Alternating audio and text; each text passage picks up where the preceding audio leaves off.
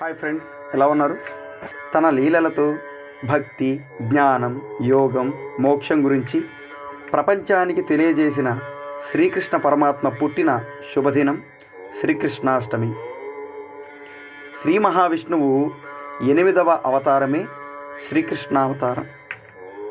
కృష్ణ జన్మాష్టమిని కృష్ణాష్టమి అని, లేదా జన్మాష్టమి, లేదా గోకులాష్టమి, లేదా అష్టమి, రోహిణి అని కూడా పిలుస్తారు. శ్రీకృష్ణుడు దేవకి వసుదేవులకు దేవకి 8వ గర్భంగా శ్రావణ మాసము కృష్ణపక్షం అష్టమి తిథి రోజు కంసుడి చెరసాలలో జన్మించాడు.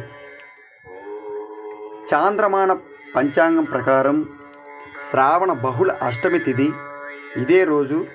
రోహిణి నక్షత్రము కొద్దిసేపు చంద్రాయుక్తమై ఉంటుంది. కృష్ణాష్టమి నాడు భక్తులు పగలంతా ఉపవాసం ఉండి సాయంత్రం శ్రీకృష్ణుడిని పూజిస్తారు. శ్రావణ మాసంలో లభించే పళ్ళు, అటుకులు, బెల్లం కలిపిన వెన్న, పెరుగు, మేగడ స్వామికి నైవేద్యంగా పెడతారు.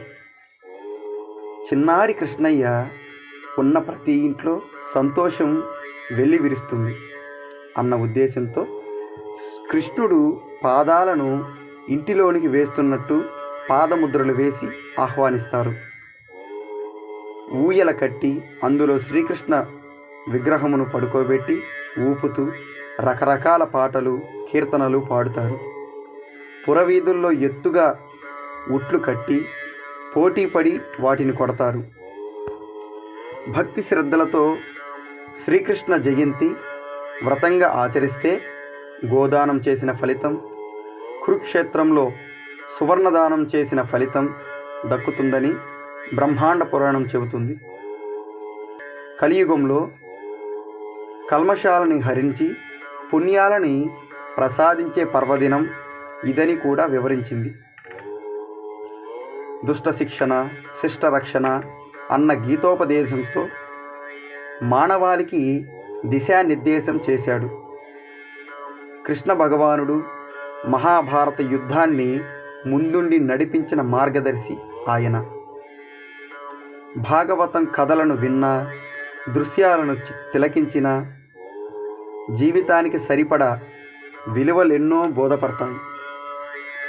ఆ కావ్యం ఇప్పటి పరిస్థితులకు ఒక మార్గదర్శకంగా ఉండటం కృష్ణుడి మహోన్నత వ్యక్తిత్వానికి, ఆయన లీలలకు అద్దం పడుతోంది.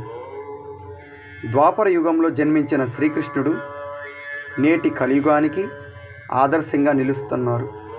అందుకే ఆయన్ను అందరూ తమ ఇష్టదైవంగా కొలుస్తున్నారు. వివిధ రూపాల్లో,